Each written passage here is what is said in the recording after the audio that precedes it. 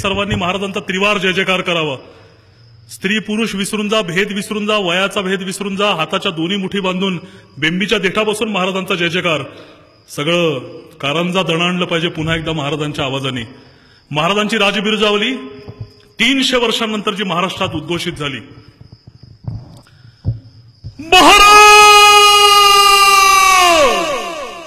प्रौढ प्रताप पुरंदर क्षत्रिय कुलवंश सिंहा